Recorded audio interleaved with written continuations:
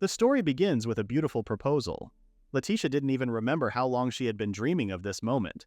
Without hesitation, she humbly accepted his proposal. Sebran's future husband was overjoyed and relieved, as he had been wondering what he would do if she turned him down. Leticia comforted him by saying that there was no way she would refuse, and thanked him.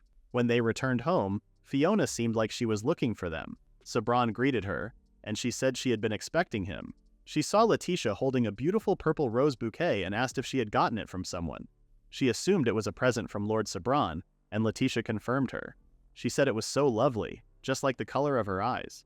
Sebran said he would give her one too, a bouquet of blue roses, the same color as her eyes. Fiona said she couldn't because she didn't have the right to receive something like that. She was about to say something to Leticia, but she said she would put those flowers in a vase so they wouldn't wither, and in the meantime she asked her to keep him company. Fiona eagerly accepted, and they left there. While returning to her room, she saw her stepmother. She asked if the bouquet was a gift from someone and assumed that she received a proposal today. Leticia confirmed this, saying Sebran formally proposed to her. She said that was good for her, and added that if things were the other way around, Fiona would have been chosen instead. When Leticia returned to her room, she was sure her father would have thought the same and started crying. Her biological mother, Lucretia Cardina, was the only daughter of a distinguished count's family. Her father and mother were said to have had a political marriage. Her father, Count Frank Cardina, and her mother, who had unrequited feelings for him, personally begged her parents and succeeded in marrying him. However, her father already had another lover. Lady Imelda was her current stepmother. At the time, their love was hindered by a difference in social status, and those around them opposed it. Their relationship was torn apart by her mother. However, even after being separated, they continued to meet in secret. Lady Imelda conceived her father's child, and that child was her stepsister, Fiona. When two children were born at the same time, her mother was broken. When she learned of Fiona's birth, she closed herself off and never spoke to anyone again. Even though she wanted to see her mother, the butler kept telling her that her mother became unsettled just by seeing her and she must endure it. While she was dealing with that, she met Lord Sebran. Lord Sebran was her childhood friend who lived nearby. When they were playing with flowers, Sebran noticed that she was making something and asked. She said it was a flower garland. He was amazed by how good she was with her hand and said he was jealous. His parents came and called for him. Leticia was much more envious of Sebran's warm family. She truly envied it. Sebran told his parents to wait and return to Leticia. He asked her to teach her to make a flower garland next time. She was surprised that he wanted to make it himself. He said that if he gave it to his mother, she would be happy, and he assumed she made hers for that reason too. He approached her and said that when he got sick, his mother gave him a little charm while saying, "I hope you get better soon." And he said he hoped that her mother would get well soon too. Seeing them getting along so well, Sebran's father suggested taking her as his bride in the future and embarrassed her. Her mother backed him up and said they would be thrilled. Their family had a good relationship with Marquis Cardina as well. Meanwhile, Lord Cardina was watching them from his office. He was asked if he was concerned about Leticia's growth, but he responded that his real daughter was only one person. Having received no affection from either her father or mother, she came to wish for a future where she would be united with him. Time passed after that, and her mother passed away from this world. It was 2 years ago, and she could remember her father's emotionless face. He wouldn't even shed a single tear. Just when she was thinking how alone she was, Sebran came and asked if she was all right. They said it was for relatives only, but he was worried about her, so he came right away. Leticia was shocked to see him and immediately started crying in his arms. She was devastated that her mother passed away without ever acknowledging her as her real daughter. Sebran said it was all right and he would always stay by her side. Sebran was the only one who hadn't changed and loved her. And that's why, even though he was the only hope she had to keep on living, when her father brought Fiona and Lady Imelda to their house, saying this was her new family, from now on, Imelda would be her stepmother, and Fiona would be her half-sister, and they would all be living together in this mansion starting today. Leticia didn't expect her father to be this cruel. It hadn't even been 2 months since her mother passed away. And even if he didn't love her, he should at least respect her. Leticia wanted to say that this was a bit too much, but Lord Cardina didn't let her speak and told her to do as she was told. He ordered her to treat Fiona kindly and show Fiona to her room. Her father, who could hardly be said to have shown her any fatherly affection, acted with those two as if they had long been a beloved family. Living with her mother, who could not speak due to illness, and her father, who seemed not to acknowledge her as his own daughter, Leticia felt she had no place here. Her thoughts were distracted by Fiona, who said this was a lovely mansion. She was amazed and said it was like a dream to be able to live in such a grand place, and assumed she must be very happy. Leticia heard that this mother and daughter lived alone in a small house in the suburbs, kept hidden away by her father. Fiona offered her hand to Leticia and said from now on as true sisters, she was looking forward to getting along with you. While going to her room, Fiona entered Leticia's room and started wandering around without permission. Leticia told her that this was her room, but she ignored her and noticed the photo of Sebran and her. She asked who he was and teased her. Panicked, Leticia tried to take the picture back, but she said she didn't need to hide it, and they looked perfect together. She said she was jealous because she didn't have someone like that. She asked for his name, and Leticia said he was Sebran, her childhood friend. She said it was a little surprising that Fiona didn't have someone special because she was very pretty. Fiona said that it was simple. It was because she was a mistress's child. Even though she had a perfectly respectable father, she had been looked down on just because they didn't live together. And that was how society treats a mistress and her child. Leticia didn't know this until now. Because of her and her mother, Fiona and her mother had to suffer like that. Fiona held her hand and said, that's why she was so happy to be invited to this mansion. She asked if Leticia would get along with her, and she said, of course. Even though Fiona wasn't guilty of anything, Leticia tried to endure the atonement toward the two of them. That said, more than ever before, she started to feel out of place, as if she were the only one here who didn't exist in this space. When she finished her meal, she stood up to go. Her father asked if Sebran was here to pick her up yet. Leticia didn't want Sebran to be mentioned, but there was nothing she could do. Fiona was abnormally excited that Sebran would be here. Lady Imelda told Fiona that she would be attending the same academy someday, and she should get acquainted. Fiona agreed and said she would go too. Imelda decided to greet him as Fiona's mother. Leticia didn't want Sebran to meet the two of them. When they were walking, Fiona couldn't help but show her excitement. Leticia had a bad feeling about this. Sebran's carriage arrived, and he immediately greeted her. He noticed Fiona and Lady Imelda standing behind her and asked who they were. Fiona greeted Sebran and introduced herself as Leticia's half-sister. Leticia watched Sebran's eyes sparkle when he saw Fiona. He started sweating and stuttering out of nowhere. Leticia said she would explain the situation later. Lady Imelda told them to have a good time, and Sebran and Leticia left the house. Leticia couldn't stop remembering the moment Sebran met Fiona. The look on his face was so different. Leticia told him what happened when they were in the carriage and said that because of her mother and her, those people suffered too. Even so, she didn't want her time with Sebran to be taken away. When they left, Lady Imelda told Fiona to go back to the mansion ahead of them. She then went to the backyard and stood behind a man sitting there. She told him that he was just like a filthy rat and reminded him not to come here. Before she left there, she told him not to dare ruin their plans. Leticia didn't want to go home today. If Sebran and those two were together again, she wasn't sure what would happen. Her friend Viola called for her and asked what the matter was with her. She thought Sebran and Leticia had a rare fight and said if that was the case, he was an idiot for making someone as cute as her upset. Viola wasn't interested in boys at all because she thought they were just a hassle. She said that if it were her, she would want to be independent and live on her own in the future. As long as she had a skill, she could live without relying on anyone. Leticia totally supported her idea.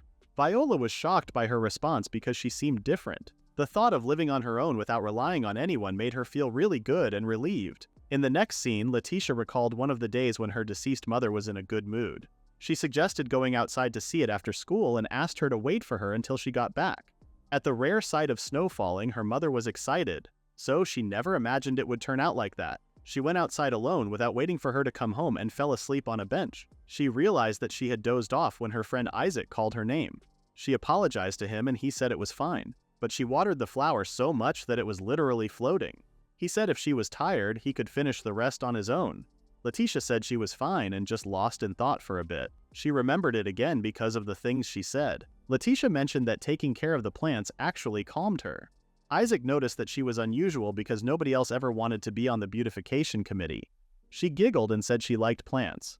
The more love she gave them, the straighter they grew. They were honest and adorable little things. Isaac seemed like he had never thought about it like that. Leticia noticed that it was strange that she could say, "the more love you give," when she had never once received her parents' love for herself, yet she still felt that way. Her friend Viola came and started scolding Isaac. She said that a guy like him on the beautification committee must have some ulterior motive. Leticia was confused because she didn't act like that at all. Isaac told Viola that it was just a way to kill time and commented that she was such an overprotective best friend. Viola told Isaac that there were rumors that he was a delinquent. Leticia still kind of admired him. Viola couldn't believe she actually liked that type, but she didn't mean that. She said he was always alone.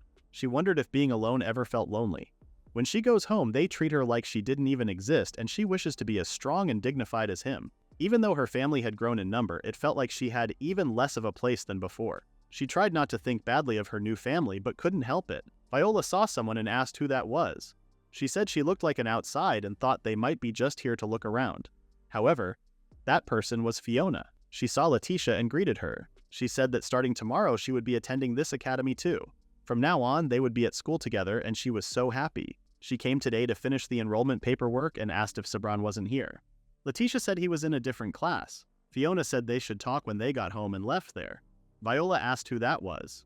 Leticia explained that the lady was her father's new wife and that she was her stepsister. Viola was shocked because she knew Imelda was that shameless mistress, and Fiona was her daughter.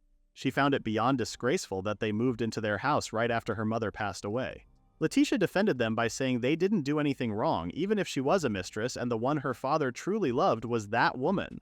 Viola couldn't believe she was defending them because a mistress was still a mistress, and there was no point in worrying about their feelings. When Fiona and her mother returned home, Imelda told her to get ready for her first day of school. Imelda was so happy to see Leticia's face like that. It was hard to burst out laughing at school. She looked just like her mother. Just remembering her mother made her blood boil. She stole away from her previous husband, and now Leticia's eyes made her feel like she was looking down on her. She thought they infuriated her, and she wanted to shatter them.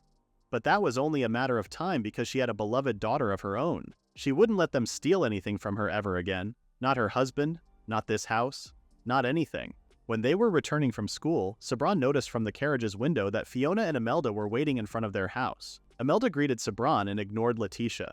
Leticia couldn't believe she was waiting for them to come back. Sebran said they didn't have to come out to greet them. She said it was fine and then invited him to their house and stayed for some tea. Imelda said she even baked cookies, and she wanted both of them to try them. They went to the garden and served the cookies. Sebran was surprised that Fiona made them. She said it was her hobby. Sebran tasted all of them and found them delicious. Fiona was glad he liked them. She said he never knew Fiona had such a talent and it was the best he had ever had. Imelda was thrilled because she had trained Fiona herself to cook delicious things. Imelda told Leticia to try some too, and she said okay. She ate one and seemed to have liked it just like Sebran. Fiona asked if she ever made sweets, and before she could respond, Imelda started laughing because a noble lady would never make sweets. All the household work was done by the servants after all. However, Leticia was a pure girl and commented that the tea Lady Imelda brews was also delicious. Fiona agreed and said her mother was very skilled at brewing tea. She didn't expect a comment like that and said that Fiona and she lived alone together for a long time, and she ended up getting good at all sorts of things. She didn't expect Leticia to look at her with sparkling eyes and say how amazing it was. She thought she was trying to throw her off balance.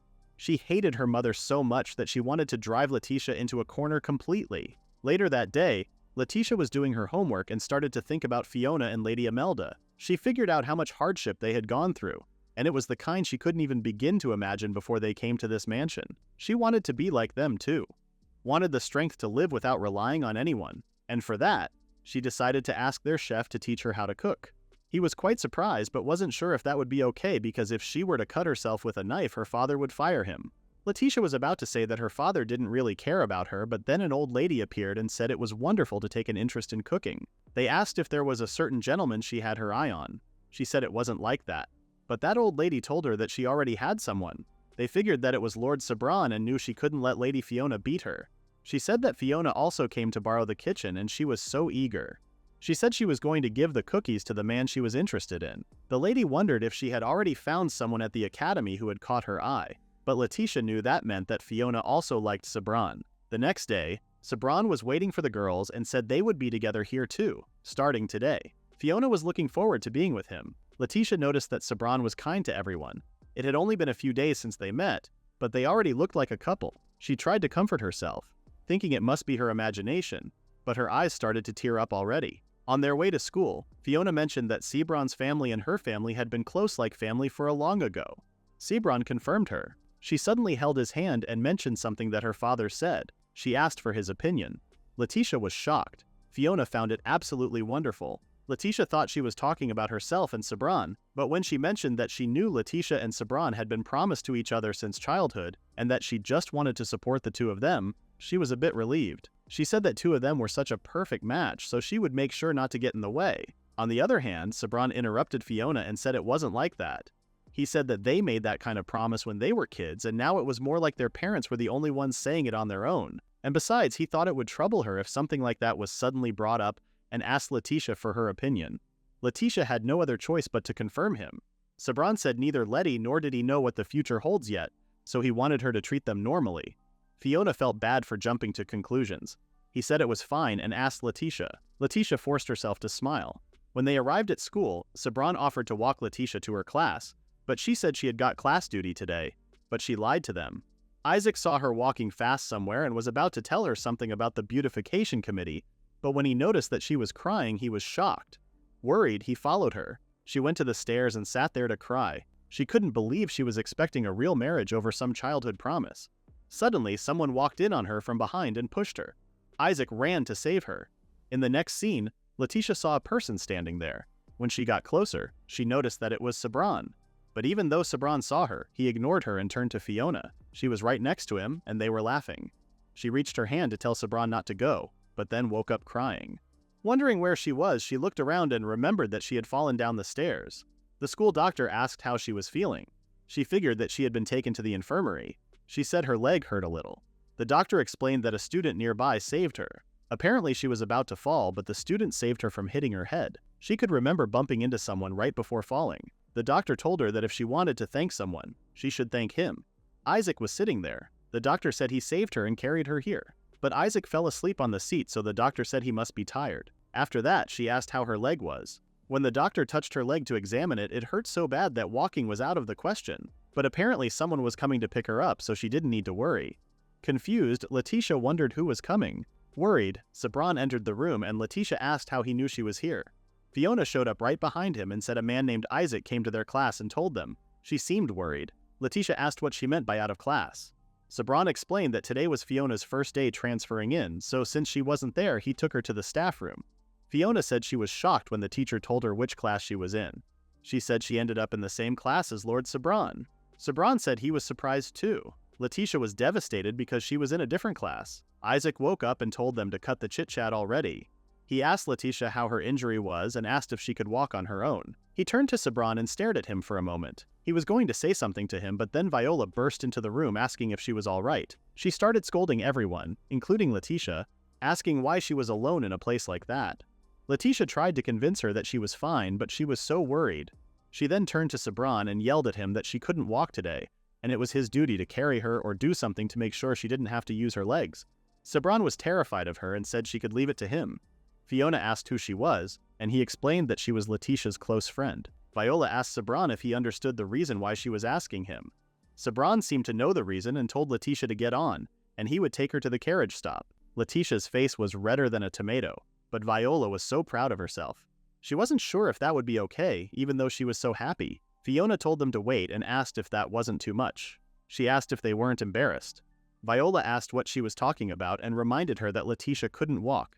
Fiona said she thought Lord Sebran might be embarrassed and Leticia might not have wanted that either. When Leticia thought about Sebran, she found Fiona right. But suddenly, Isaac stepped in and carried her in his arms. He told the others that this wasn't the time to worry about appearances and they should get home and see a doctor right away. Leticia told Isaac that it was fine and he could put her down. But this made him even more mad, and he told her that an injured person should just shut up and rest. Sebran thanked Isaac, but he turned to him and reminded him that this was his job. Fiona seemed very happy that Isaac was doing this instead of Sebran. Before they left the room, Isaac noticed that Fiona's facial expression changed from innocent to evil, and he felt a sense of unease. She was a hard one to read. While he was carrying Leticia to the carriage, everyone in the schoolyard was watching them, so Leticia thought she should get down, but Isaac told her to shut up again. She said she must be heavy, and he told her not to worry about it. She was having a hard time understanding why he would go this far for someone like her. Isaac asked if she was planning to leave him to take care of all the plants himself and told her to hurry up and get that leg healed. The bully of the school saw them and started teasing Isaac, asking if a low-born noble like him had stooped to being some girl's pack horse. But Isaac kicked him out of his way and didn't care about him. Leticia felt so bad that she put him in this position, but he said he was used to it. Nobility was all nonsense to him. When they arrived at the carriage, Viola told her not to push herself and gave her the stuff they were holding for her. When they returned home, Lady Imelda was waiting for them in a big excitement. She was shocked when she saw Leticia using crutches. Fiona explained that Leticia hurt her leg. Sebran told Leticia to get on him, and he would carry her to her room, and Fiona said she would take the luggage. While they were supporting them, Lady Imelda got over her shock and showed her frustration because there was something even more important than that. Her father was also shocked that she had hurt her leg. Sebran apologized to her father for not being there. Her father said today was Fiona's first day at school and seemed to care more about that. Imelda backed him up and said it seemed like she did it on purpose. Her father then told Sebran that he would take over from here and carried Leticia. Imelda got even angrier and asked if he realized what he was doing. She said that today was Fiona's very first day at her new school, and nothing was more important than that. Her father reminded Imelda that there was only one daughter who mattered right in front of Leticia. Once again, Leticia realized that she really didn't have a place here. When he brought her to her room, Leticia thanked him for going out of his way, but he didn't even look at her. Seeing that reaction, Leticia would rather have him do nothing at all. It only made things more awkward. But suddenly, her father asked how school life was. Leticia was shocked and asked if he was talking about her school. She was taken aback and thought her father was concerned about her. But when he asked if Fiona was doing all right, at least, she realized what he meant and responded that she was fine. She said that because of what happened to her today, she hasn't been able to check up on her properly. He then asked if her leg hurt. Given how things were, she tried to comfort him that she had crutches, and she wasn't troubling anyone now, even though her leg hurt. Her father seemed nervous and asked her to give him a little of her time. Leticia asked what it was, but then he seemed to change his mind and told her to forget what he said and do something about her leg. At dinner, Leticia used her crutches to return to her room. She said she took a while to get ready, so she went ahead. While she was trying to walk, Lady Imelda tripped her and made her fall. She yelled at her to stop being so spoiled. She said that she couldn't expect her father and Lord Sebran to carry her around forever, and that she should practice walking with her cane more. Fiona asked if she was okay and assumed she wasn't used to the cane. Her mother noticed how worried Fiona was and once again was proud of herself for giving birth to such an angel. On the other hand, she was calling Leticia the filthy crawling sow in her head. When they went to the carriage, Sebran mentioned that his parents were worried about her injury, and they would like to come by today. She said she wouldn't mind it, while Fiona was getting excited that she got to meet his parents. At that moment, Leticia never imagined that she would spend the most wonderful day of her life, only to endure the worst night of it too. When Leticia was a child, she was captivated by embroidery. Sebran's mother was skilled at embroidery. Since she found no joy in teaching it to her sons, she taught her as though she were her own daughter. When she was trying to do it, she noticed that Leticia had talent. She then noticed that she had pricked her hand with the needle. She started to look for a first aid kit because they needed to treat it, but she said it was nothing. She told Leticia that germs could get in and it might fester. After treating her fingers, she said they could be at ease now. Her real mother was bedridden with illness. If she had been healthy, she wondered if it would have been like this. It made her so happy that she was taking care of her. Back to the present, she mentioned to Viola that Sebran's parents were visiting their house. She said she hadn't gone to see them since her mother passed, so she was looking forward to it. Viola found it shameless that those ill-bred people would be sitting in on the visit too. Isaac overheard her and asked who exactly she was talking about. Viola said she didn't mean him and she was talking about Leticia's half-sister. Isaac also called her a shameless tramp. He asked what it was about, and Viola said Sebran's parents were coming to visit out of worry about Leticia's injury, and yet those girls were acting all giddy as if it was about them. Isaac didn't expect Sebran's parents to be good people. Viola said it was still good that she would be able to see them again. Isaac then asked how her leg was. She said she wasn't used to the crutch, so she fell a few times. But she was fine now. She remembered how much Isaac helped her and wanted to do something to thank him. He told her to make sure she was healed before the beautification committee's work got through. After their class ended, Leticia asked Viola if she knew the reason why Isaac joined the beautification committee. However, she also didn't know about it. When Leticia returned home, their butler showed her a wheelchair. He said it was from her father because of her injured leg. He told her to try using it right away. Leticia realized that this was what her father meant when she said he was preparing something. The butler helped her sit and asked how it was. It felt comfortable, and it seemed easy to use. The butler commented that if he gave her something so expensive, her father must really treasure her. But his words didn't really affect her because she remembered her father saying she only had one daughter that mattered to him. She knew he didn't care about her, but still he was the one who gave her this wheelchair. A maid arrived and informed her that the Maguire couple, Lord Sebran's parents, were here to visit. She seemed to panic, so Leticia told her that she would be there right away. However, the reason why Maid was panicked was that they arrived 30 minutes ago, and Lady Imelda went to greet them instead. Lady Imelda told them she was feeling down and didn't want to see anyone. After that, the Maguire couple wanted her to come check on her. Leticia asked the butler to lend her a hand, and they went downstairs. She couldn't believe something like this happened, and she gave them such a wrong impression. When she arrived there, she apologized for being late. However, Sebran's mother was so excited to see her and immediately hugged her, saying how much she missed her. While hugging her, she said she was so glad that it was the same Leticia as always. With teary eyes, she said she must have been so lonely since her mother passed away and told her that she had done so well. Leticia couldn't help but cry because she needed those words. While they were hugging, Lady Imelda cleared her throat. Sebran's father mentioned how Imelda mentioned she didn't want to see anyone. Imelda was bold enough to say that she had been unstable since losing her mother, but she seemed to be doing well today. They sat down and Sebran's mother noticed that she didn't look well. She noticed the dark circles under her eyes and asked if she was sleeping properly. Lady Imelda didn't let her talk and said it was natural since she had been an only daughter until they came. She even bowed to her, saying they had only just come to this house, and because of their shortcomings, she was sure there were things Leticia didn't take kindly to and she was sorry. She said that they already saw her as true family, but in her eyes they were only more than outsiders. Leticia was shocked by how well she was playing the victim. She even started tearing up, saying she wished to become like a real mother to her as soon as she could, and she had been making the effort, but she had felt how hard it was to be close to her. Leticia almost froze hearing those words. Sebran's mother went to comfort Imelda and said they had a son that age too, and they understood the frustration when things didn't go smoothly. Fiona interrupted and said her mother raised her all on her own, and she was a mother she was proud of. She said she loved this house and Lord Sebran too and just wanted to get along with everyone. They were all amazed by how cute and diligent Fiona was. Fiona told Leticia to come talk to her about anything. Leticia had no idea what the hell was going on. She was being painted as the villain here and she couldn't even say a word. Suddenly, Sebran's parents glanced at each other and his father nodded. After that, his father asked Fiona and Imelda to excuse them for a while. Imelda couldn't hide her real face, so he said that he wanted to speak with Leticia in private. He said he knew it was rude to ask, but they asked them to allow it just once. Even though Imelda was uneasy, she and Fiona left the room. When they left, Sebran's parents said they could talk properly and that Lady Imelda was right about her not being at ease. Leticia immediately tried to clear things up, but Sebran's mother said she already knew that wasn't true. She had watched her since she was little, and she wasn't the kind of child who would ever say that. Leticia was so glad that they knew her. Suddenly, Sebran's mother asked Leticia to come live with them.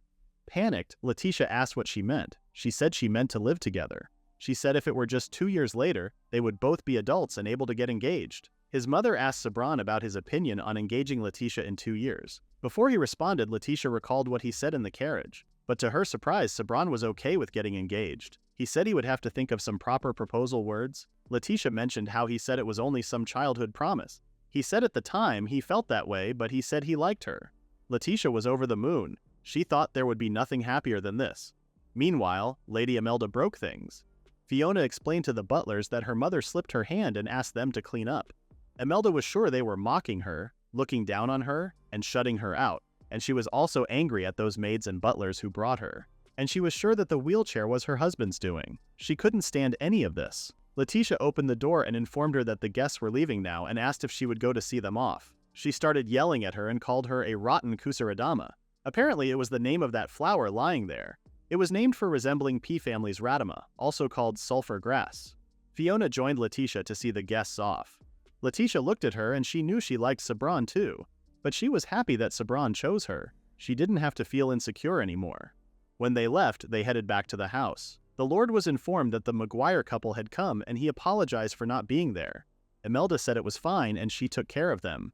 She then immediately mentioned the meaning of buying this expensive wheelchair to her. Her father stated that it was something they already had in the house and it took some time for servants to find where it had been stored away. Leticia realized that her father didn't spend any money on that and wondered why something like this would be in their house. After that, she wanted to have a word with him. Her father seemed nervous and asked what it was. Lady Imelda asked if she wouldn't let them hear it too. She said she didn't want to talk about it here, but Fiona assumed it was about the engagement. Shocked, Leticia questioned why she knew about this already. She said there was no need to hide it, but didn't even let her talk and said Leticia promised to marry Lord Sebran. Lady Imelda started to yell at her again for not consulting her parents before. But her father said that it was wonderful and gave his blessings. Leticia was so happy that her father approved it. He said that forming ties with the Maguire family was hardly a bad thing, and he would speak with them himself as well. Lady Imelda was so against this and said it didn't have to be Leticia. Lord asked why she was getting so worked up about this because it wasn't like she was the one getting married. Leticia was so happy that Sebran and she would be happy from now on. She was so glad that his feelings were genuine and this was the best day of her life. While she was returning to her room, Fiona mentioned how wonderful it was to be marrying Lord Sebran. Leticia said it was, then asked how she knew about it. She said Sebran told her when they were seeing the guests off that he had made a promise of engagement to her. He said it was because it would make everyone happy. She mentioned that Lord Sebran was truly so kind. Shocked, Leticia asked if he really said that to her. Fiona confirmed what she said. She said she was so jealous of her because she was an admirable man, and it was so thoughtful of his parents to treasure others' feelings over his own. While she was saying how lucky she was, Leticia passed out because of shock. She had a dream about a girl she didn't know, standing in front of a door. She asked her to come outside and started leading her away. She asked if it was her first time seeing the ocean. Leticia asked who she was and then saw her face. She saw herself. She told her to look at something, and they saw a beautiful city. When she opened her eyes, she was in her bed. There was water next to her. She figured that she had collapsed again. She saw the photo of Sebran and her and then saw the picture right next to that. It was the scenery from her dream. If she remembered right, it was called Anemone Island. It was her mother's hometown. She started to tear up because it was beautiful. A cobalt blue sea with rows of white-walled buildings topped with blue roofs along the coast. If she could run away to a place where no one knew her, she would want it to be somewhere like this. 2 years passed, and they were about to be adults and make their engagement official. However, the way Sebran treated her hadn't changed one bit. In fact, he only seemed to be getting closer to Fiona. The real nuisance here was Leticia. Sebran was kind to everyone, so his feelings for her were nothing more than simple kindness. When they arrived at school, Sebran told Leticia that he would pick her up after class again and left with Fiona again. Once they were officially engaged, she couldn't help but hope that things would be different this time. Viola greeted Leticia and noticed that Fiona was with Sebran again. She couldn't believe she didn't care about the engagement. She was a real hater of Fiona, and she was right. She wanted her to just disappear somewhere. That made Leticia think, and she asked where she would want to go if she could go far away somewhere. She was a bit creeped out by this sudden question, but then started to think about it. She said she would go to a foreign country she had always wanted to visit, or maybe visit some relatives. It could be nice to just wander overseas without any real purpose, too, and then run away with a man she met there. That sounded wonderful to Leticia. Though she had never met her relatives before, she wondered if her grandparents were still in her mother's hometown. But they didn't even come to her mother's funeral, and she heard they had completely washed their hands of their family. While she was dozing off again, Isaac came and patted her head. Panicked, Leticia pushed him and said it was rude to touch a lady's head so casually. He said it suits her a lot better than walking around with that gloomy face looking down. Viola came and called him Tackles, but she knew he had changed too. He didn't feel as unapproachable as before. It might be because he had been working with her on the beautification committee. She said Sebran should find out about this and get at least a little jealous. Leticia didn't think Sebran would get jealous because he didn't even see her that way. Viola was feeling so bad for her friend and realized that they really were so constrained. Those who didn't have the strength to live on their own, their entire future decided by the man they married. It was like they fell in love just to survive. If she could be independent, she wondered if she should be able to live true to herself without being pushed around by men.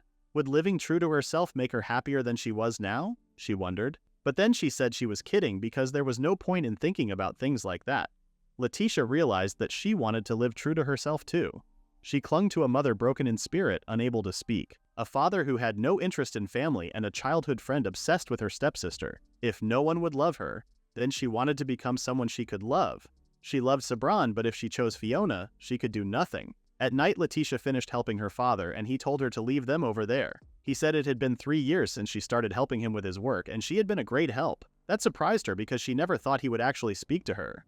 She started helping him a few years ago, hoping he might show even a little interest in her, but nothing like this had ever happened before. She wondered if it was because he was in a good mood today. She mentioned that his birthday was coming up soon. At first he seemed like she was in a bad mood, but then he said he was surprised that she remembered. She asked if he would be home this year. He said normally he would be away for work, but this year he was going to be at home.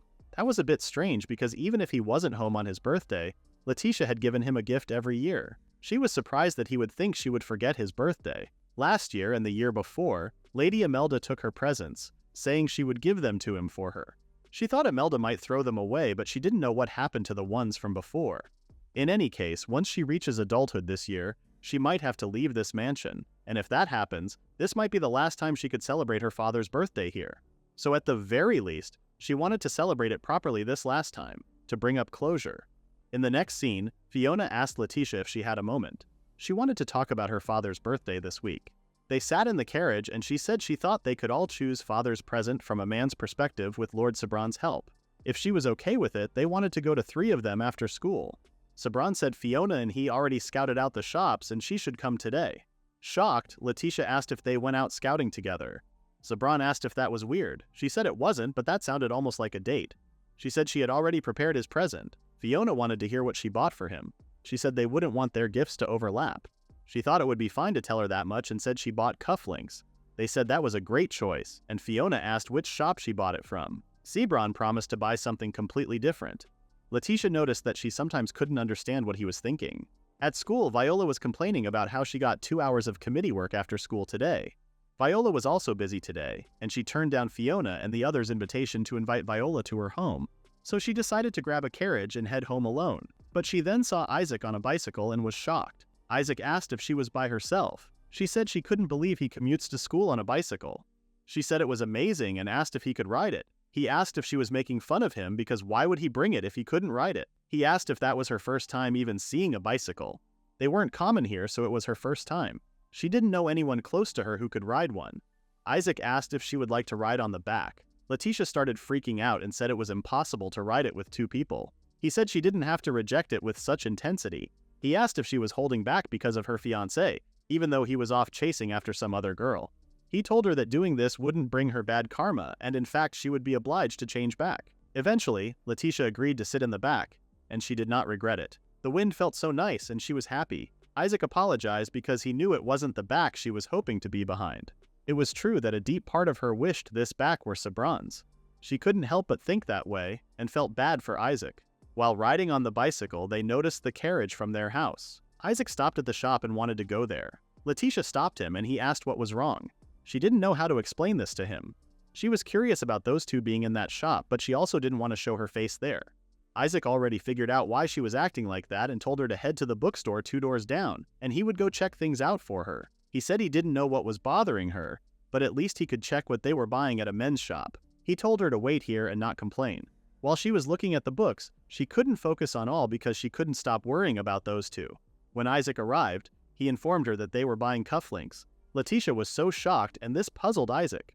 She said that that was her present for her father, and she couldn't believe they would buy the exact same thing. Isaac made the exact same face when he heard it.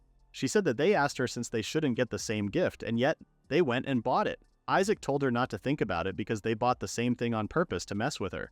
Seemed like that woman was really looking down on her and told her to go back to that store right now. Leticia asked why, and he said there was nothing sweeter than the look on the face of someone who was sure they had already won. As he started dragging her out of the bookstore, he said they were going to rub it in their faces and knock them down a peg. They watched Fiona and Sebran going out of the store, and when they had gone home, Isaac questioned why they would be together without her. After that, they went into the shop. Leticia wasn't sure about anything at this point.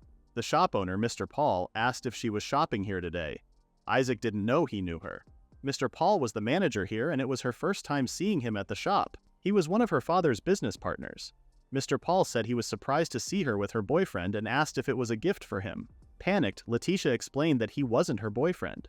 Isaac explained that she only came here looking for a gift for her father, and he was just tagging along. Mr. Paul thought about a gift for her father for a moment and brought a tie pin asking how it would be. He said Lord Caldina came here on business just the other day, and he was eagerly searching for a purple tie pin. At the time, they were out of stock, but they had just received a new shipment. Isaac commented that it was a fine piece and asked if she could one-up that woman if she bought this. He said that they knew she was planning to give cufflinks, so they went and bought the exact same thing on purpose so she could turn the tables and prepare something different. Leticia asked if she was going to change her gift. He confirmed her and said that if her father wanted this, it shows he had a good eye because that was the same color as her eyes. After buying the pin, Leticia thanked Isaac for helping her so much. He said it wasn't a big deal, and more importantly, he wanted her to make sure she put those guys in their place. When he left, Leticia realized how strong he was. She thought how nice it would be to go anywhere on a bike like that. Compared to that, she was just standing. She had never thought about putting someone in their place because Fiona had been acting so nice to her.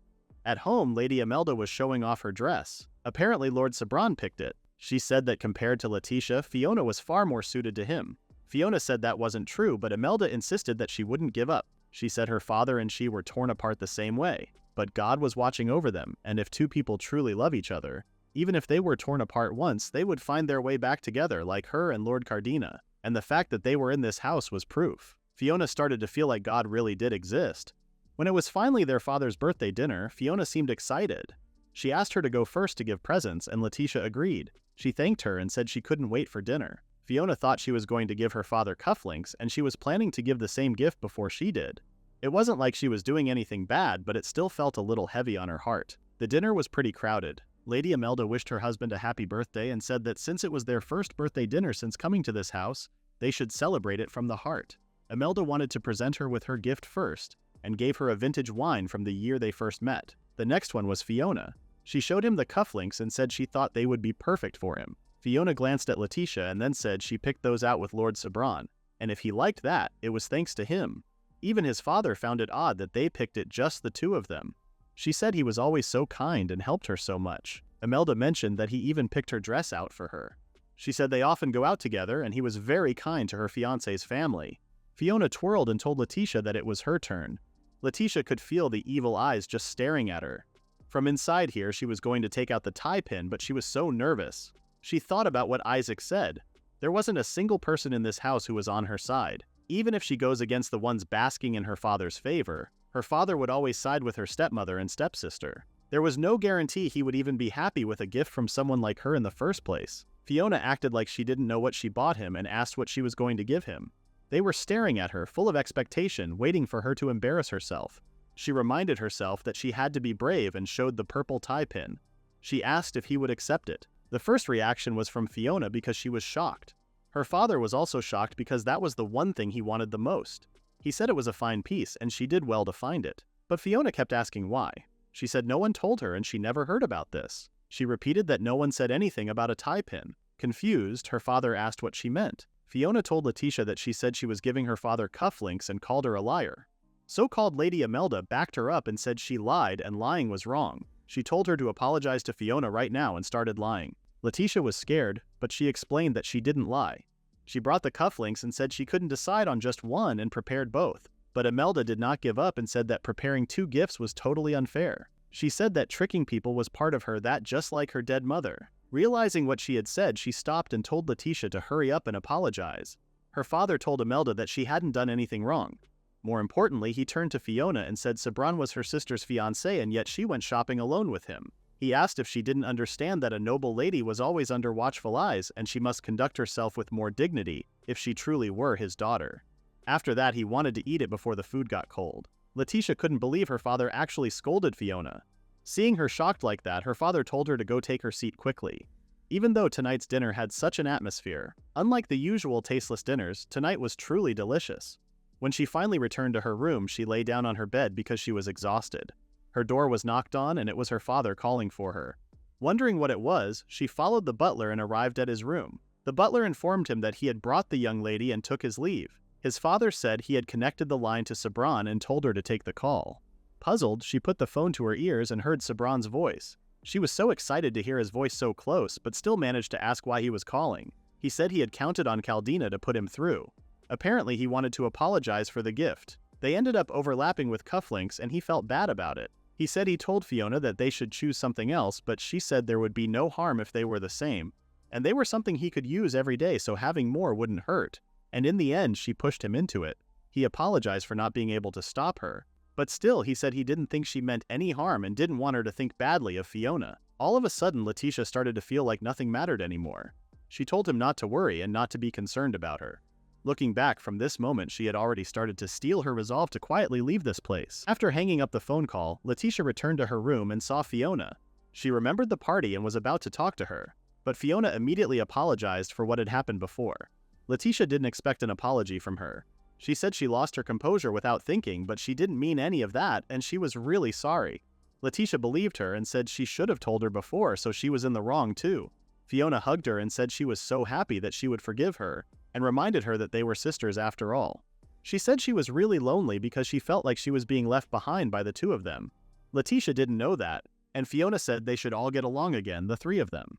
The next day she told Isaac and Viola what happened, and he asked if she was really okay with that. Viola couldn't believe how pushover she was. No matter how she looked at it, it just sounded like an excuse. She knew that Leticia wanted to believe that Fiona was an honest girl. The school bell rang and Isaac followed them. Viola asked why he was there because they were in the middle of lunch. He said he went to grab some food and when he came back he just happened to overhear. Isaac sat next to them and said landing at least one blow was still pretty good. Her father was pleased and that's what mattered. Viola agreed and said it was thanks to Isaac's thinking. She was upset that she wasn't there to help her too, but her feelings alone were more than enough to make her happy. Viola reminded her that she had always been on her side and that she could lean on her. Alicia felt like she already relied on her too much, but Viola said she always seemed a little too reserved. But if Viola hadn't been with her, Leticia never could have endured these past 2 years, because every time Sebran and Fiona grew closer, it hurt Leticia. The one who supported her through it was her best friend Viola. Isaac apologized for barging in and left them. When he left, Viola expressed how odd Sebran was for taking Fiona's side. But Leticia knew that Fiona was honest and innocent, and she could understand why he would be drawn to her. She was always so afraid of her stealing his heart. But the one tying Sebran down might actually be her. The thought of not being in this place crossed her mind again. Viola saw her friend's face and decided to change the subject. She said her birthday was coming up soon, and she had been promised a proposal once she came of age. She asked what was going on with that. While she was talking, Sebran came and called for Leticia. He said he wanted to talk with her and asked if it was all right. Viola left, and Leticia asked where Fiona was. He said he was alone today. He then mentioned that her birthday was next month and told her to wait for him. He said he would prepare the most special words and come to propose to her. Leticia was shocked. He said that was their promise and he was going to come to her house that day. Leticia asked if he meant an engagement with her. Sebran giggled and asked who else he would be engaged with, if it wasn't her. Leticia couldn't help but cry, but he was confused and panicked. The feeling Leticia had just moments ago, wanting to disappear, started to melt away like it was never real. In the next scene, Sebran kneeled in front of her and asked her to marry him, with a bucket of flowers in his hands. Leticia humbly accepted. On her 18th birthday, Sebran kept his promise and proposed to her. But right after proposing to Leticia, he turned to Fiona and gave her a bouquet of blue roses, the same color as her eyes. At that moment, Leticia realized that his heart didn't want her, and she could never bind it. After he left, Fiona excitedly approached Leticia and congratulated her. Leticia asked if she was really okay with her being engaged to him, because she was scared that it might hurt her. Fiona told her that it was fine because it happened to her mother too. She said that the love they shared would never change. A marriage between families was the same as a marriage between two people who were drawn to each other from the heart. Before Leticia could talk or react, Sebran called for Fiona and she left with him. Leticia returned to her room while repeating the words Fiona had said to her. She cried her eyes out while looking at the picture of her mother's hometown, wanting to leave here. She couldn't keep enduring this constant denial of her very existence. But leaving right now was impossible, but she decided that before the wedding day comes, she was going to leave. And it wasn't for them, it was for herself this time. It was clear that nobody wanted her, so she wanted to give everyone what they wanted. She cried all night that day until she collapsed. She forced herself to start walking forward. Once she regained that strength, it happened quickly. Her father asked if she wanted something for her birthday, and she asked for a bicycle and nothing else. If she had one, it would be useful to survive alone in an unfamiliar land. She was going to leave this place, so she needed money. She decided to sell off any valuables or clothes that seemed worth something, and she had saved up a little from helping with her father's work. What she still needed was ability. She had been learning cooking and laundry little by little over the past few years, preparing herself for a future where this day might come. That's why she was sure she could handle a bicycle so she could live on her own. When she went to school after trying to learn how to ride a bicycle, Viola immediately noticed the injuries on her arms and face. She asked what happened, and Leticia said she just fell a little. But that was not convincing, so she had to tell the truth. Viola was shocked and asked why she was doing this all of a sudden. She said there were various reasons and she just wanted to learn to ride it. Viola couldn't help but notice that Leticia had been acting strange ever since her engagement with Sebran was decided. Isaac was equally surprised. Viola said she really wanted to learn how to ride and he was the only one who could. He asked if they wanted him to teach her. Viola couldn't just watch her struggle and asked if he could do something. But Leticia thought that was too much for him. He said he didn't mind, so they started teaching Leticia. After the first lesson, Leticia realized how hard this was, but he told her that she was starting to get the hang of it, and she would be able to ride soon enough. Viola wondered why she was learning to ride a bicycle when she was already engaged. She responded that she just wanted to feel the wind and ride as fast as she could. She mentioned the cobalt blue, an island overlooking the sea, with rows of houses, blue roofs, and white walls. That was a strangely specific dream. She panicked and said it was just her daydreaming. Viola said it sounded lovely, and if it was a place like that, she would love to go there. She had already decided to her mother's hometown as the place she was going to go. She couldn't forget the scenery she once dreamed of. If she was going to disappear somewhere far away, that felt like the best place. She was sick of being treated like a burden, so she wouldn't rely on anyone. Viola and Isaac noticed that she was staring at her so much, so Viola thought it was because she was happy. But she was thinking about how she wanted to stay together, at least until graduation with her precious friends. When she returned home that day, Lady Imelda was watching her from the window. She was furious that she accepted the engagement. Knowing that girl, she thought she would feel guilty toward Fiona and quietly step aside, but she was that woman's daughter anyway. She felt like she had stolen everything from her, and she was even going to steal from her daughter. And her husband was a useless man when it really mattered. On top of all things, he actually scolded her daughter in front of everyone. She was sure Leticia's mother must have laughed at her too. She had Leticia cornered so perfectly, and if this keeps up, everything would end up just as that pig desired. Lady Imelda would never afford another failure again. She decided that Leticia must be eliminated. She wasn't going to allow a marriage right after graduation, and she would endure it until the day of graduation. But before then, she was going to leave. She was going to go to Anemone Island and she was going to drag her down to hell. She was going just quietly to disappear. In the next scene, it was finally time to graduate. The ceremony was very moving so that most of the students cried. The long-awaited day of graduation had finally arrived, but that was also special in a different way because it was the day of her departure. When she was at home, she reminded herself that there was only one chance. She had to go over the plan and make sure she carried it out. First, she was going to attend the graduation ceremony like normal. The issue was the party afterward. The students would move to change into their dresses and she was going to slip away in the confusion and head to the carriage stop. It was going to be a detour from the main gate, but she was going to cut through the courtyard. No one should have business there, so she could avoid prying eyes. She had already sent ahead the luggage she was going to need and she had a ticket for Anemone Island. With 700 graduates from nearby schools today, no one would notice if she just disappeared. She was sure that they wouldn't feel a thing if she vanished. That's why she was leaving. As long as she was gone, everyone else could be happy. She comforted herself that she could survive on her own. She felt bad for leaving without telling Viola. After the ceremony, Viola asked why she had stopped walking. They had to go to the changing room quickly. She said she had something to do and asked her to go on ahead. She said she was on the beautification committee for 3 years, and she wanted to see the courtyard for the last time. Viola said she would come with her, but she pushed her and said she would need plenty of time to get ready for the party. Viola was confused, but said she would go ahead and told her not to be late. As she started walking, Leticia realized that this was their goodbye. She called her name and said she wanted to say her name out loud just once. Viola said she was so weird and told her to go say goodbye to the plants already. Leticia felt so bad and promised herself that she was going to write her a letter once she settled down. For now, she just needs to hurry outside. Meanwhile, Isaac was being criticized for not wearing formal clothes. He was having a hard time tying a necktie, so his friends had to help him. One of the students hit him and told him to get out of the way. Isaac felt like he had seen him somewhere before. He tried to remember him and then realized something. He gave his necktie to his friend and started running somewhere. He looked for Leticia and noticed Fiona being clingy towards Sebran, asking him to dance together. He grabbed Sebran and asked why he was with that girl instead of Leticia. He said it was bold of him to abandon his fiancée like that. He didn't let him talk and asked where she was. Sebran said he was looking for Leticia too, but with this many people here, he couldn't find her. But he said he would know what kind of place she would go to better than he. Isaac let him go and started walking. When he thought about a place she would likely go, it was the courtyard. Just as he thought, Leticia was there. When he called for her, she was so nervous. She asked why he was here and if he didn't go to the party. He responded that he didn't and thought she would be here. Leticia asked the reason with a scary face. Confused, he said something was bothering him, so he followed her. She apologized for raising her voice and said she just didn't expect to run into anyone here. Isaac noticed that she was still in her school uniform and asked if she wasn't going to change. She said she was, and that's why she was going to hurry now. However, Isaac stopped her because she was going the wrong way. Leticia was acting so panicked and yelled at him again. She said she was really in a rush. Isaac was intimidated by her and said he would see her at the party. She left there in a hurry, but Isaac noticed that it was still the wrong direction.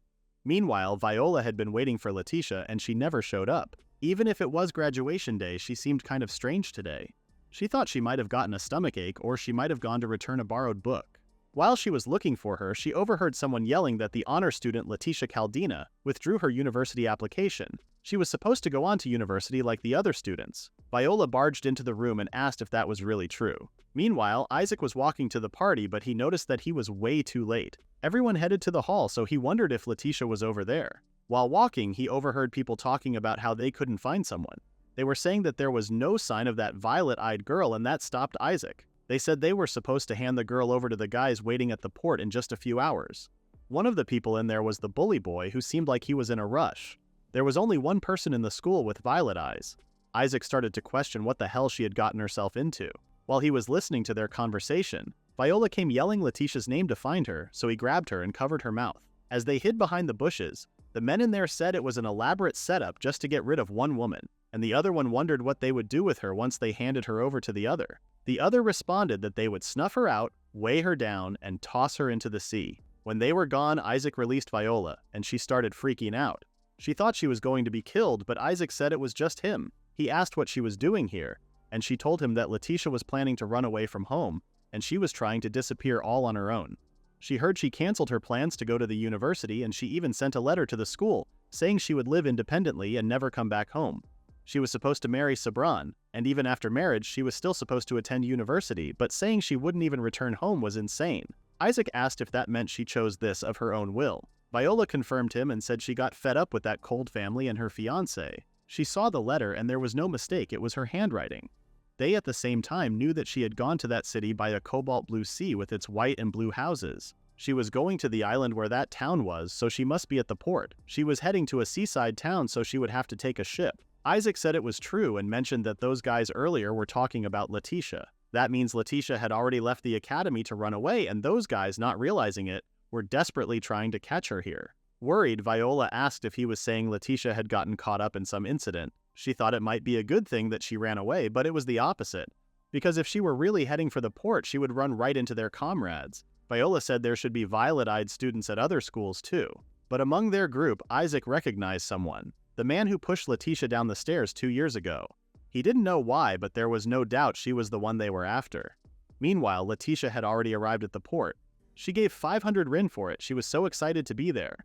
It was her first time here and she was going to board. She couldn't believe she had finally made it here, and she had really gone through with her plan. She tried not to get carried away. She went inside and told them that she would like to board the ship for this ticket. While the man was checking her ticket, she was thinking about her journey. The man told her that departure would be in 50 minutes, and asked her to come back at boarding time. Leticia was glad she made it in time.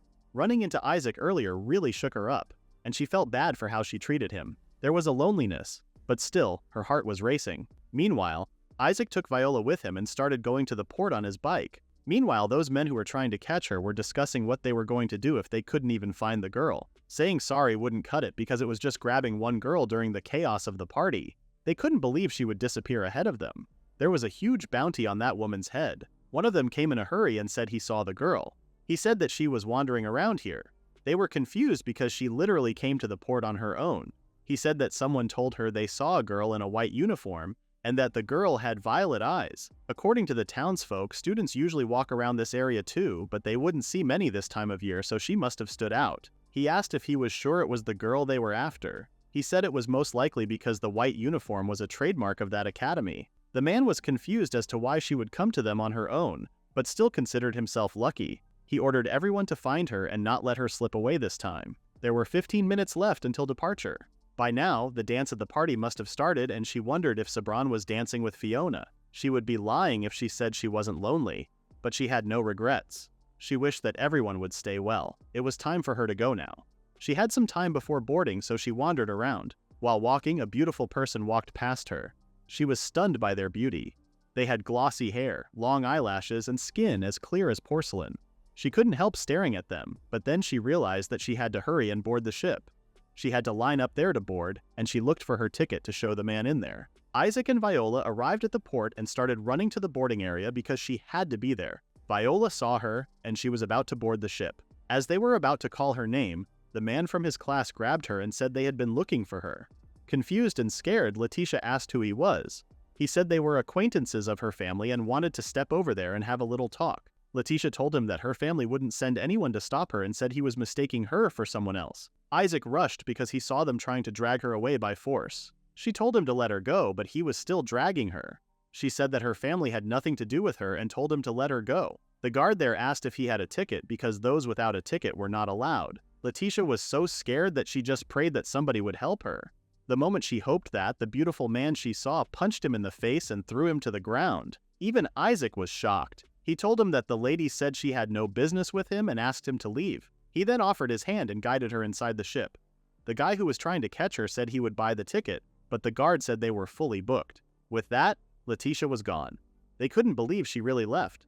All they could do from now on was to hope that she would be able to make it safely.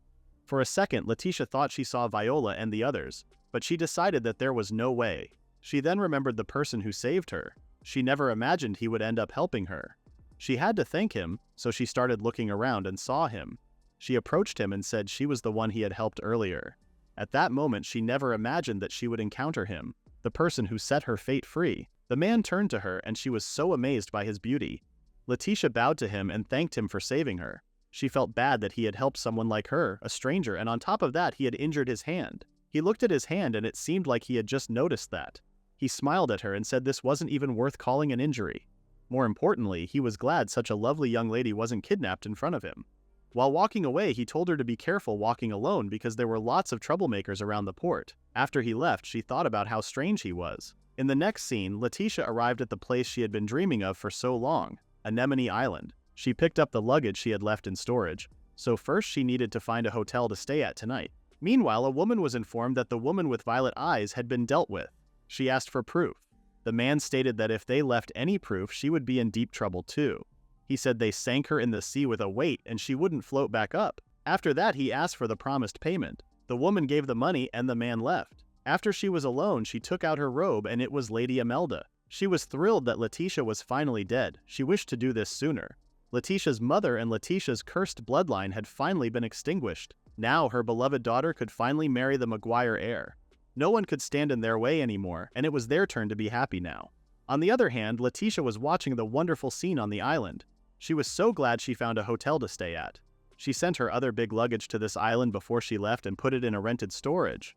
Tomorrow, she had to go check the warehouse right away to make sure it all arrived safely. She couldn't believe she was in the exact place where the picture was taken. While looking at the picture, she decided to rest for tonight. She accidentally dropped the picture and found something else inside. There was a postcard inside the picture. It was from the Granger family, her mother's family on this island. It was a letter from her maternal grandparents to her father. She had never met them, but they really were here on this island. But when her mother fell ill, her own parents never once came to visit their sick daughter. Not only that, they didn't even attend the funeral. This photo was in the study when she was little, and it was one of the few things inherited from her father. Even the servants at the manor were saying her family was cold and that they had abandoned her, but she hadn't seen it with her own eyes. She thought about visiting them for a second. At home, Leticia's father was informed that Leticia had disappeared. He knew she attended the graduation ceremony and asked if she wasn't at the party. The butler said there was a letter sent to the school saying she was canceling further study and wouldn't return home. Fiona looked worried and said she thought Leticia had left early because she didn't want to go to the party. Her father turned to her and asked why that would happen. He was so angry and seemed suspicious, but decided to focus on finding her. Lady Imelda thought it was the men she had hired arranged this. She was forcing herself not to laugh out loud. Hiring the pros was the right call, and they took a runaway perfectly. That nearly made her burst out laughing, but she needed to keep their story straight, so she asked if he was going to go look for her. She said she was of legal age and he could leave her alone. A girl her age could easily have one or two things she hated about life. Leticia's father asked what she meant and she said she might be fed up with an arranged political marriage. She was so happy because he wouldn't find her even if he looked. After all, she was dead. Leticia was so glad she had prepared for today. She found a bicycle and hit the road. The breeze felt so nice. Even if the same view continued forever, it would never get old because the island was so beautiful. The people on the island who saw her continued to compliment her and they all seemed very interested in her bicycle. When she finally found the postcard's address, she stopped and looked around. It was a huge mansion and was way bigger than her family's home. This was her mother's home. She wondered if her grandfather and grandmother were here. She came on impulse, but she wasn't sure if she could show up like this and expect to see them. A worker saw her looking around and asked if he could help her. She said she was Leticia Cardina, the daughter of Lucretia Granger of this house. She said she came hoping to see her grandparents even just once. The man seemed very panicked and told her to wait. Leticia started to get really nervous now that she said it out loud. Someone approached her from behind and thanked her for waiting. He was Leonardo, the head of this house. When Leticia turned to see the man, she saw the man who had saved her. Leonardo was equally surprised. Leticia was so shocked that she asked why he was here of all places, but that was Leonardo's line. He asked if she was Leticia Cardina, and she confirmed it. She thought her mother was an only child, with no successor. Leonardo had to ask if she was really who she said because it was hard to believe it so suddenly. She took out the postcard and showed him, saying she received this. He looked at the postcard and confirmed that it was Lady Catleya's handwriting. He then looked at her and said she really was the cold-hearted granddaughter of Leticia Cardina. He told her to leave because their family had no use for her. Leticia was confused. Leonardo said that after Lady Lucretia married her father, no matter how many times they tried to reach him, he never responded, and she was the same. Even so, her grandmother, Lady Catleya, continued to write letters. Each time no reply came, her heart ached, and every year, on her birthday, she sent a card. The one least worthy of trust was her father, Lord Frank Cardina. He didn't even tell them of Lady Lucretia's death. Leticia was shocked because she had never heard of this before. She said there must have been some kind of mistake. Leonardo told her that letters were sent for 18 years without fail. and he noticed that she wasn't dressed as a noble, but like a commoner of the streets, and assumed she quarreled with her father and ran away from home, and now she thought she could come crawling here seeking their shelter. Leticia said that wasn't her intention at all. It was true that she ran away, but it wasn't over something as trivial as an argument. Besides, she came here having decided she wouldn't rely on anyone anymore. She never intended to stay here anyway. She said she understood him. She had never met her grandparents before, and she came planning to move to this island, so just seeing them once would have been enough. She had one request. She didn't want them to tell her father that she came here. Leonard said he had no intention of telling him anyway because he had cut all ties with the Cardenas. Leticia apologized for asking something so selfish and went to her bicycle saying she would take her leave. She thought she might not be welcomed, but she never imagined they would reject her so harshly. To father, mother was an unwanted bride. She almost made Sebran feel the same way. Being rejected by her grandparents was a shock, but she was still thinking about how it was the right decision to come to this town. She wandered around town until it had gotten this late, and she decided to go to the real estate office and look for a new place to live. She returned to her hotel and was informed that there was a visitor waiting for her in the lobby. In the lobby, Leonardo was standing. Leticia was shocked and a little bit scared. He said he was too harsh with her earlier. He turned her away without even hearing her side. So, as an apology, he asked if she would join him for dinner. He thought she might not want to dine with someone who offended her. She said she wouldn't mind, and he seemed happy. As she thought, he was a mysterious person. In Cardena's house, it was a warm and gentle spring day for Lady Imelda. That bothersome girl was finally gone, and only her real family was left. It was a shame her husband was away for work, but soon he was going to return and everything would be perfect. She asked Fiona if she didn't have plans with Lord Sebran today. Fiona seemed upset that Leticia had disappeared and was worried about where she could have gone. She hugged her and told her that she wasn't a child anymore. But still, she was her only sister, so she felt so lonely with her. Lady Imelda said Sebran came by every day and told her not to skip him again today. Fiona said if she sulks like this, she can't enjoy herself. She didn't want to enjoy anything until Leticia returned. Lady Imelda was confused because she wasn't coming back and she had already been killed. While crying, Fiona wondered what had become of her by now. Meanwhile, Leticia was at dinner with Leonardo. He asked if she missed her family home and she replied, not at all. He said he thought she might be homesick. She said that from anywhere in this town she could see the sea and it was truly beautiful. She realized that she had gotten carried away. She was chatting so casually with the very man who turned her away just earlier. Just as she was thinking that, Leonardo apologized about earlier, which made her think that he could read her mind. He mentioned how she said there might be some kind of misunderstanding, that maybe things had been misinterpreted, and she was right. Leticia asked why he thought that, and he took out a bunch of letters. Those letters were just a fraction of them. They were from her grandmother, Lady Catleya, to her father, Lord Cardena, and those from Lord Cardena to Lady Catleya. She thought there were no letters, so she was quite surprised. He explained that his family's butler, the elderly man who escorted her earlier, had been hiding the letters from both families. Leticia asked why he would do such a thing, and he said he was against her parents' marriage from the very beginning. He was sure she could guess that it was because of Lord Cardena's former lover, Lady Imelda. Her mother wished to marry him despite that, but was betrayed. Lady Catleya, hearing she had fallen ill with grief, was devastated, and the butler couldn't bear to watch her suffer. To spare Lady Catleya any further grief, he abandoned Lady Lucretia, and for 18 years after she was born, he deliberately cut off ties between the families. They only learned the truth when he confessed. After he sent her away so harshly, he said there was something he needed to tell him. Speaking with her made him realize he could no longer carry such guilt. Leticia was still confused as to why a butler would go that far. Leonardo explained that he was in love with her grandmother. He deceived even the head of the house, Lord James, her husband, and even him, the current head. Such must have been the depth of his feelings for her. The waitress brought their food, and they started eating before continuing with their conversation. Leticia said it looked delicious, and he told her to eat without reservation. Lord Leonardo's every gesture was so graceful, and she wondered when he had been head of the Granger family, and what his relation to her grandparents was. Since she dozed off, he asked if she didn't like it. She said the food was so delicious, and everything she had here on the island had been wonderful. Leonardo said the climate and culture of this island might suit her. After all, it was her mother's homeland. Leticia hoped this too, and would like to live here for a long time. Leonardo asked if she was serious. He asked if she really intended to stay permanently, and not just a temporary escape. Leticia confirmed him and said she even learned to ride a bicycle for that reason. She plans to find both a place to live and work here.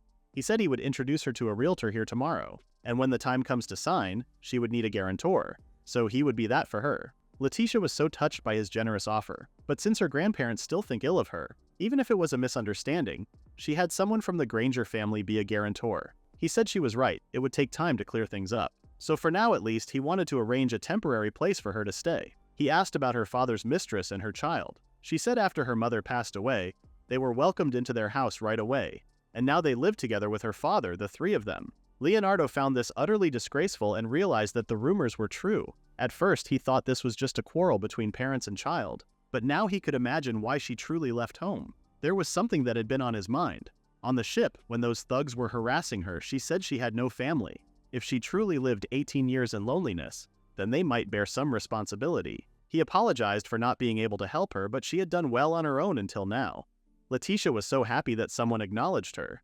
Meanwhile, Isaac and Viola were together. Viola seemed like she tried to change her appearance, but it wasn't that clever. She said she told her family she was on a graduation trip with friends, and if they found out she was going with a guy like him, it would be bad. When he said he would look for Leticia over spring break, she insisted on tagging along. So even if those goons seemed to have backed off with no room booked for a princess like her, it would be bad. She told him not to underestimate her and said she wanted to chase after Leticia right away too. But alone, she knew she was a bother.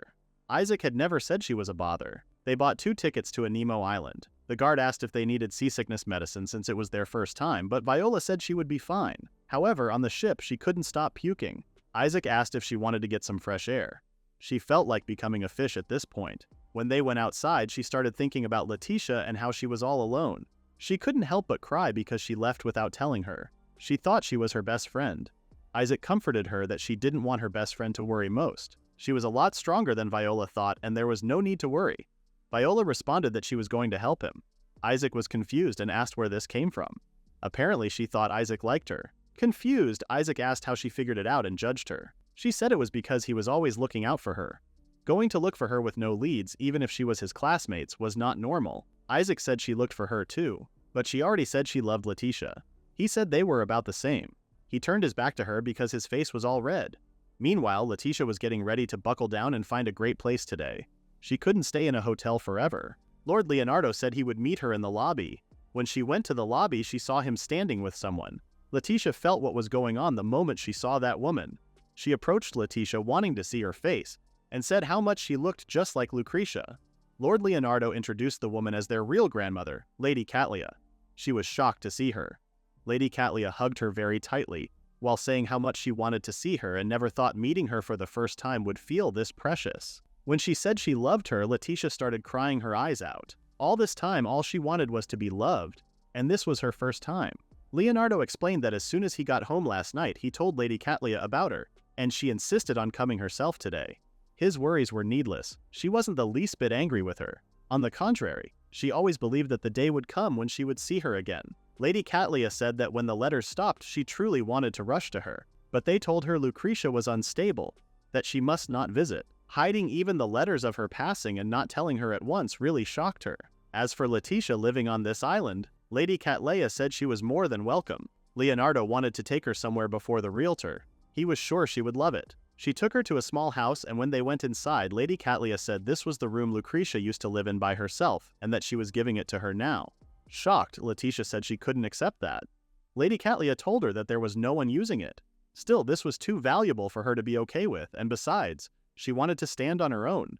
Even from her grandmother, she didn't intend to take help. Lady Catlia found her terribly earnest, but there was no need to go out of her way to rent somewhere else. Leonardo explained to her that she was serious. She then suggested paying her rent and living here. There was even a police outpost nearby, so it was safe. And if she uses it, Lucretia would be happy too. Leonardo asked if it was okay without asking his grandfather, and she said it was fine. Even though he looked stubborn, he was soft-hearted. Leticia didn't realize until now that she did have a grandfather too, and wondered what kind of person he was. Leonardo said he could be a little difficult, but he had cute sides too. Being with her grandmother and Lord Leonardo, Leticia felt like a farm family. She decided that it was time for her to ask what Leonardo's relationship was with them. Leonardo realized that he had forgotten to tell her and explained that he was an adopted son of this family. His parents were close with the Granger family, but when he was 12, they died in a ship accident. Lady Catlia said they only had Lucretia, and once she married, that was it. So they took him in since he had no one else, having him save them as well. Now he was even a fine head of the family. Leonardo promised to help her so she could meet her grandfather soon. Like he said before, he was stubborn, so it might take time. Lady Catlia asked Leticia to come stay with them. Now that her room was settled, Leonardo said it was a good idea because their grandfather would be out until tonight anyway. She wasn't sure if it would be okay to do that, but her grandmother said it was fine. Besides, once he sees his granddaughter, he would change instantly. Leticia noticed the difference between here and her home. They looked so happy, and it was nothing like hers. When they arrived at Lady Catlea's mansion, they heard an old man yelling, asking someone why they had shown up. Leonardo immediately knew it was his grandfather. His grandfather was yelling at someone, telling them to never show his face to him again. The person he was screaming at was no one but Leticia's father. When Leticia called Lord Cardina father, Leonardo confirmed that this was really him. Leticia was nervous because her father was here, and it was her first time seeing her grandfather. Lord Cardina asked Leticia why she left home and came here. Leticia was trembling in fear, and Lady Catlea noticed that, so she comforted her that she was safe here. Leonardo saw the fear in her eyes and stepped up, ordering Lord Cardina to step away from his family. Lord Cardina didn't know who he was, so he responded that he belonged to this house, and if he had any business, he was going to speak with him. It was his duty as the current head of this house to protect it, so he asked his grandfather to allow him. Catlea told the old man to let him handle this. The old man was confused as to who that girl was, so she told him that the girl was their granddaughter. Leonardo asked if he had come here to drag Leticia back. He confirmed him and said he would take her. Lady Catlea told him to stay away from her. Leonardo asked if he had any idea what she had been through, coming here all alone. He was the one who had tormented her and Lady Lucretia all these years. He told Lord Cardina to leave, and Lord Cardina didn't insist on anything and walked away. After that incident, Leticia had some alone time for a while. Lady Catlea came to her room and apologized for making her wait alone. Leticia asked how her grandfather was. She apologized on his behalf because he was so quick-tempered and he was getting old. It seemed like he needed some time to process her sudden arrival.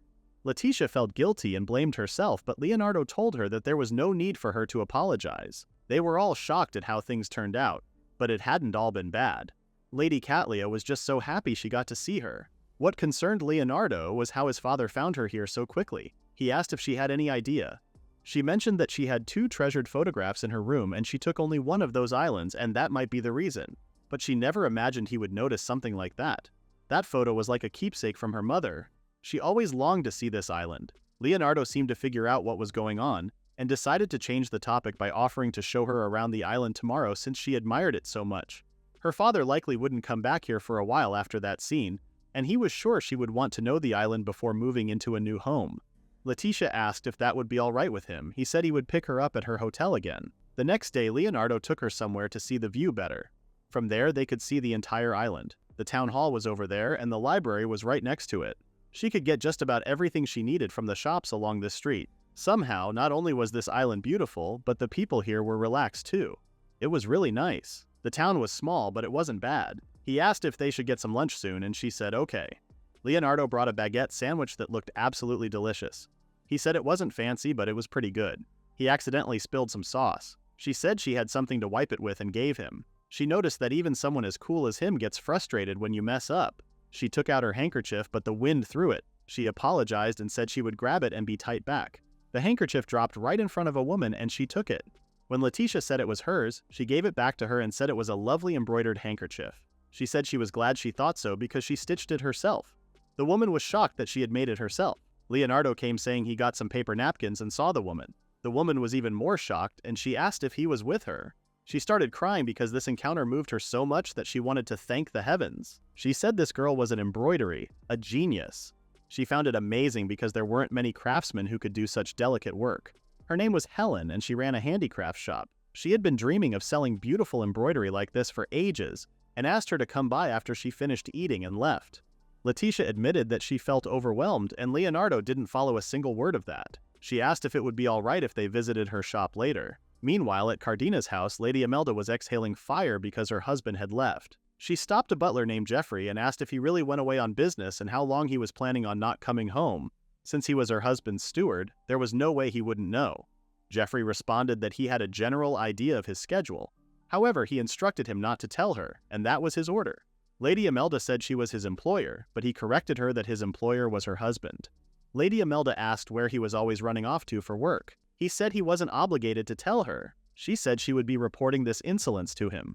Jeffrey didn't have a problem with that and excused himself. She was taking out her anger on the butlers and decided that he was fired the moment Frank got back. Speaking of that butler, she remembered that he stuck his nose where it didn't belong when Leticia hurt her leg. But now that wretched pig was gone, she was getting bored anyway.